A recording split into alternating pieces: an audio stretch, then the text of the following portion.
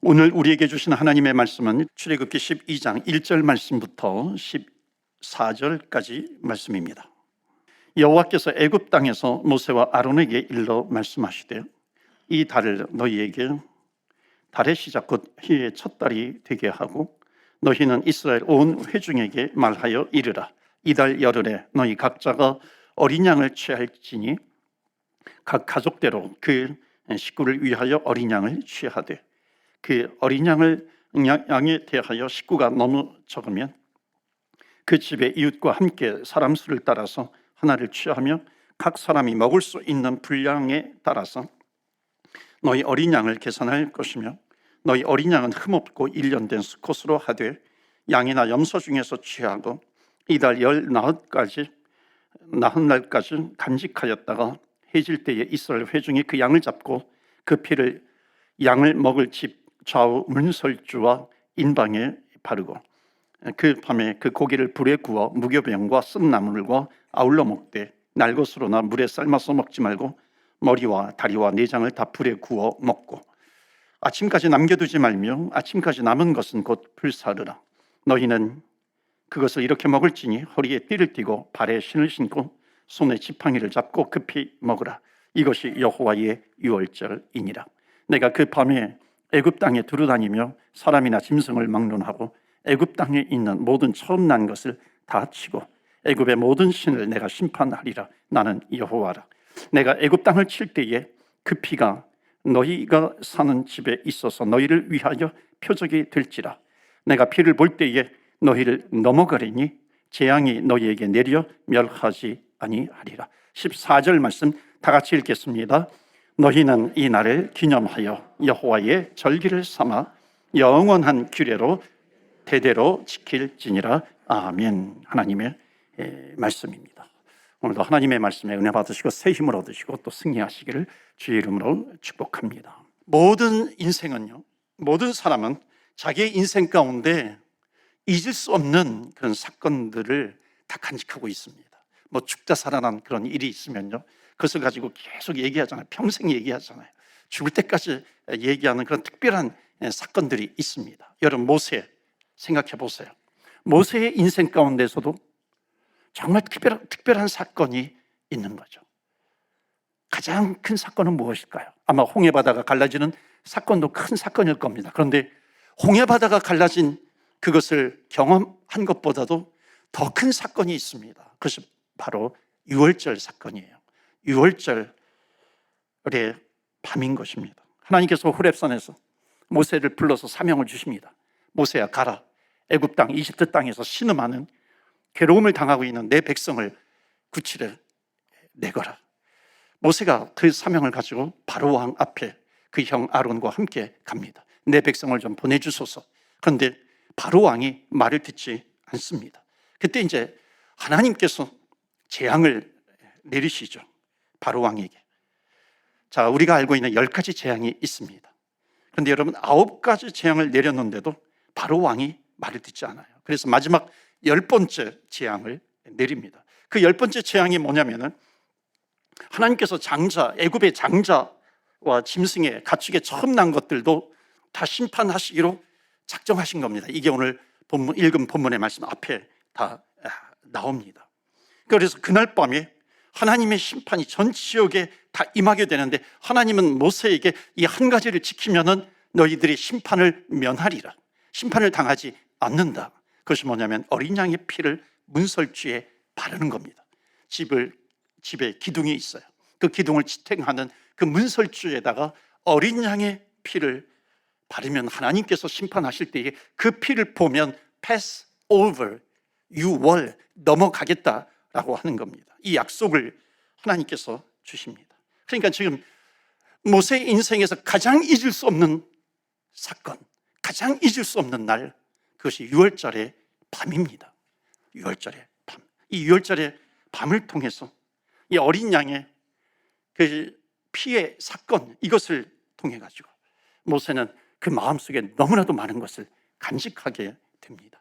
여러분, 이 사건은 성경에서 굉장히 중요한 사건입니다. 왜냐하면 이 사건은 창세기, 출애굽기, 구약 성경에서도 아주 앞에 나와 있는 그런 부분이지만 예수, 그 앞으로 오실 예수 그리스도를 상징하는 그런 사건입니다.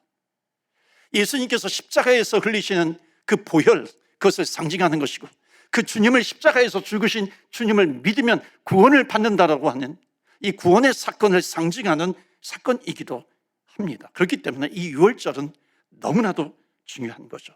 13절 말씀 다시 한번 보시면 우리가 기억해야 될 것이 있습니다. 13절에 보시면 내가 애굽 땅을 칠 때에, 그 다음에 뭡니까? 그 피가 너희가 사는 집에 있어서 너희를 위하는 표적이 될 거다, 사인이 될 거라는 거예요. 그래서 내가 그 피를 볼 때에 너희를 넘어가리니 유월하는 것이죠. I will pass over you. 내가 넘어가겠다. 왜? 그 피가 사인이 되기 때문에 그 피를 보는 순간 그 집을 심판하지 않고 지나가시겠다는 겁니다. 그래서 오늘 여러분과 나눌 말씀의 제목은 보혈의 능력이에요. 주의 보혈 능력 있도다. 여러분, 이 피가 왜 능력이 되냐면 이 피에는 하나님의 약속이 담겨져 있기 때문에 중요한 거예요. 그래서 피의 언약이라고 부릅니다. 여러분, 예수 그리스도의 피에 언약이 있어요. 약속이 있습니다.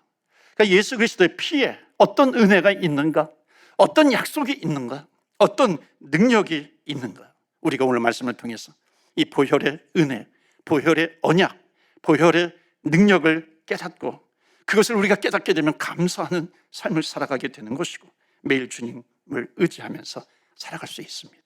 여러분, 주님을 의지하는 저와 여러분 되시기를 주의 이름으로 축원합니다. 아멘. 첫 번째 메시지예요. 한번 따라서 해보시겠어요? 보혈의 언약은 사랑의 언약이다. 우리 한번 다 같이 읽어볼게요. 시작. 보혈의 언약은 사랑의 언약이다. 왜 그럴까요?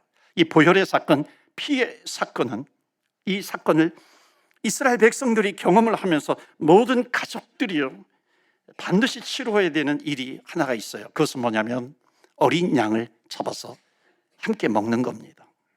그러면 어린 양을 잡게 되면 반드시 피가 흐르게 되잖아요. 이 양을 잡아야 하니까. 그러니까 그 피가 흘러야 그 피를 집에 문설주에다가 발랐어요. 그리고 그날 밤을 기다리게 됩니다. 그 다음날 아침 애굽 전역에서 통곡하는 소리가 나요.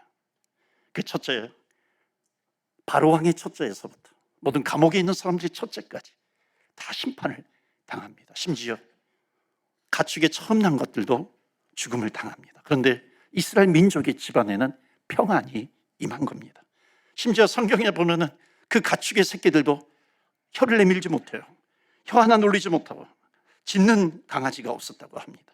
이것은 무엇을 얘기하냐면 하나님의 그날 밤에 하나님의 은혜가 애굽 전역을 완전히 압도하고 있는 겁니다. 이게 유월절 사건이에요. 보혈의 언약. 여러분, 보혈 안에 어떤 언약이 있는 줄 믿습니까? 예수님께서 십자가에 죽으셨어요.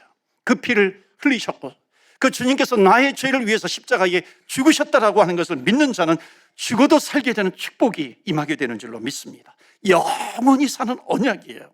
우리가 이 세상을 살다가 죽음을 당하게 되면 하나님 나라에서 눈을 뜨게 된다라고 하는 것, 이것을 언약, 약속으로 주신 겁니다. 이게 보혈의 언약이죠. 이것이 왜 우리가 함께 읽었던 것처럼 사랑의 언약이냐면 하나님이 이렇게 이스라엘 백성들을 살려주신 이유가 무엇이에요? 그것은 사랑하기 때문이죠. 사랑하시기 때문에 살려주시는 겁니다. 제가 가끔 예를 드는 것이 있어요. 여러분, 우리 인간의 몸에는 콩팥이 두 개가 있습니다. 여러분, 콩팥의 기능은 피를 걸러주잖아요. 피를 걸러주지 못하면 투석을 해야 합니다. 그러면서 신장 이식, 콩팥 이식을 기다려야 하는 거죠. 한번 생각해 보세요. 여러분, 콩팥을 못 쓰게 되면 여러분 누가 줄 거라고 생각을 하십니까? 우리 집사님, 남편이 콩팥을 줄까요, 안 줄까요? 줄 거다, 절대로 안 줄 거다, 둘 중에 어느 거예요? 아마 주실 거예요. 그렇죠? 예. 여러분, 왜 주십니까? 왜 줘요?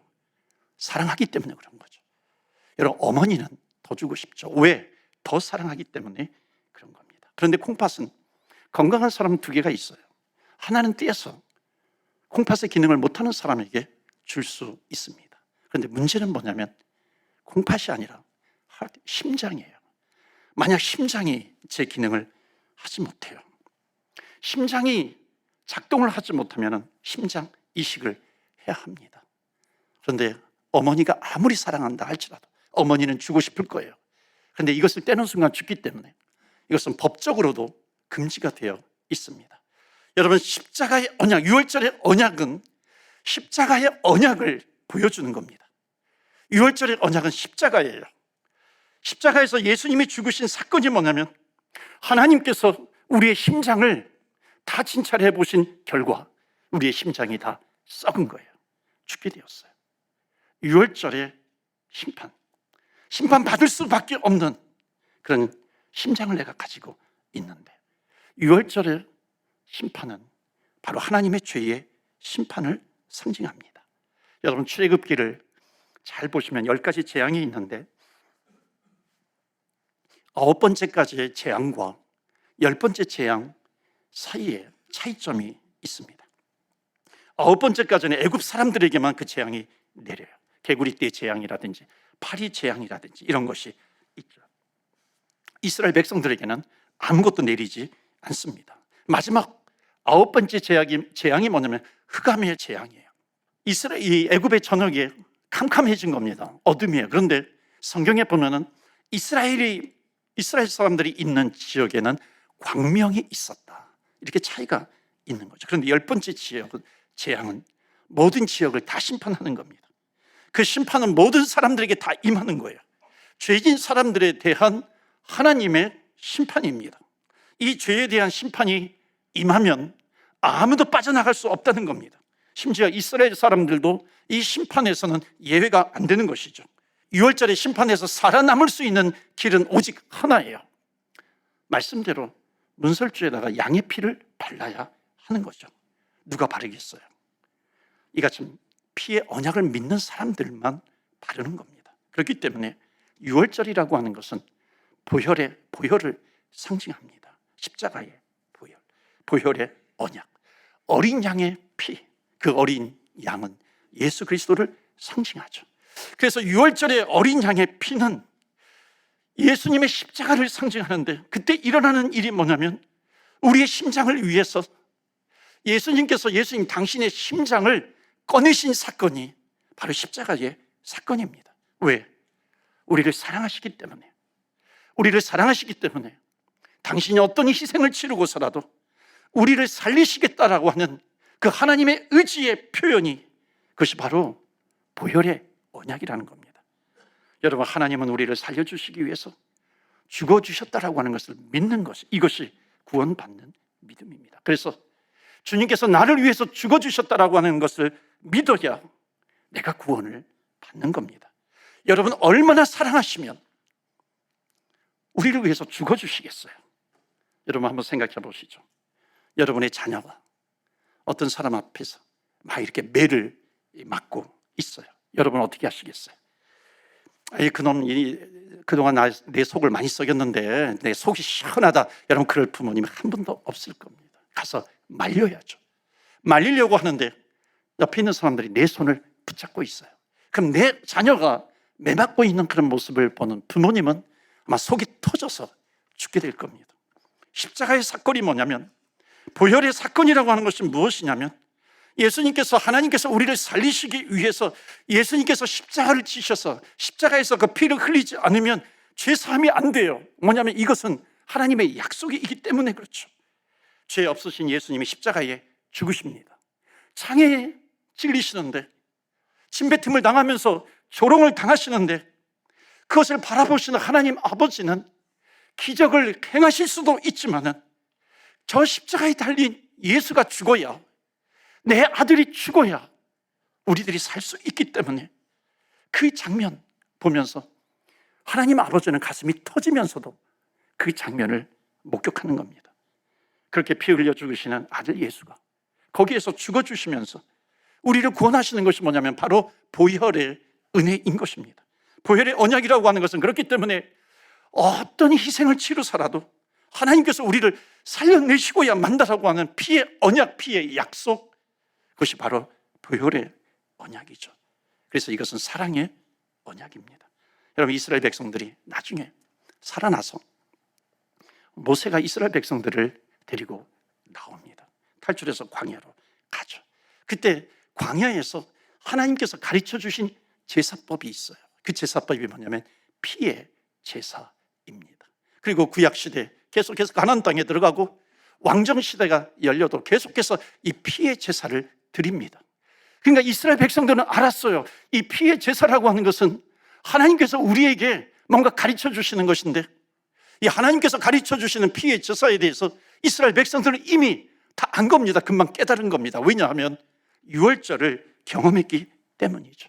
이것은 죄를 사해 주는 그런 하나님의 예식이다라고 하는 것을 유월절의 경험을 통해서 이미 그 백성들은 알게 된 겁니다.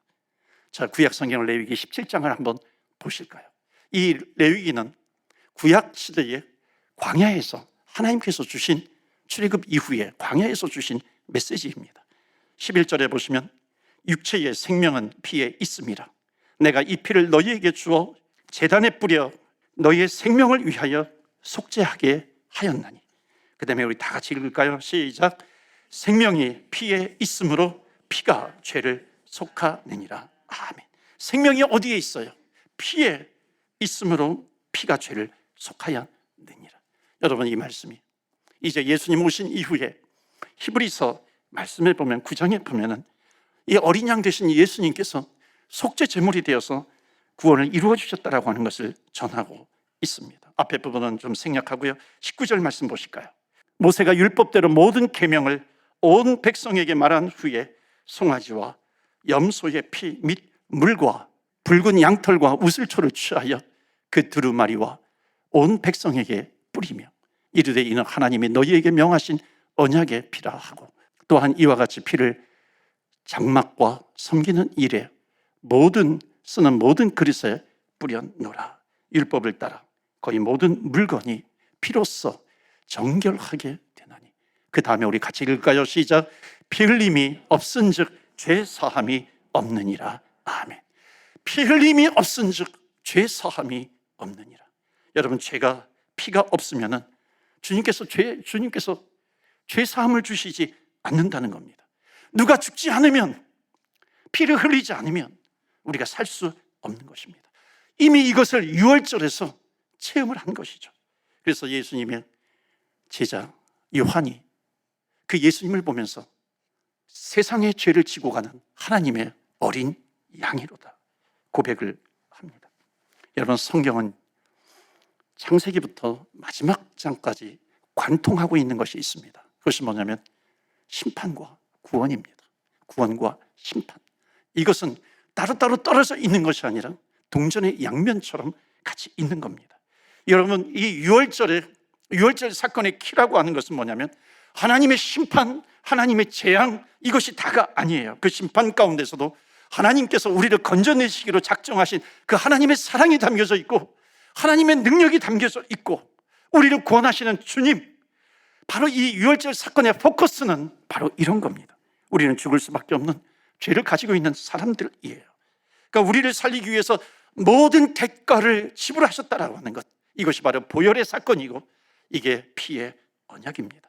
십자가의 그 피의 언약은 그래서 사랑의 언약입니다. 우리를 사랑하시기 위해서 죽으셨다라고 하는 것이 주님의 약속입니다. 그래서 이 약속을 믿는 자는 하나님의 약속이 뭐예요? 하나님의 말씀이 뭐예요? 영원히 살 것이다 하는 거죠. 우리는 하나님의 사랑을 날마다 기억해야 합니다. 유월절 어린 양의 피를 문설주에다가 발라라. 그러면 하나님의 심판이 넘어가게 되리라. 궁금한 것이 있어요. 애굽 사람 가운데 양의 피를 바른 사람은 살았을까요? 죽었을까요? 죽었을까요? 안 죽었을까요? 양의 피를 바른 애굽 사람들도 죽지 않았습니다. 왜냐하면 이것은 하나님의 약속이기 때문에 그렇습니다. 약속을 믿었기 때문에 패스 오버 한 거예요. 자, 여기에서 구원에 대해서 생각해 보아야 합니다. 하나님은 애굽의 장자들을 완전히 멸하시고 양의 피를 바른 사람들을 하나님은 다 살려내신 겁니다. 한번 상상해 보시죠. 죽음의 심판이 지나가고 있어요. 집안에 있는 사람들의 느낌은 어땠을까요? 문설주에다가 양의 피를 발랐어요. 그런데 앞에 있는 애굽의 장자가 죽어요. 뒷집에 있는 애굽의 장자도 죽습니다. 아침에 해가 밝으니까 막 통곡 소리가 여기저기에서 들립니다. 여러분, 이 통곡의 소리를 들었을 때 그들의 마음은 어땠을까요? 무섭다 하는 것 아니겠어요? 또 한편 나는 절대로 죽지 않을 거야, 괜찮을 거야, 지나갈 거야, 이런 감정을 가지고 있는 사람들, 그러면서 기다린 사람들이 있습니다.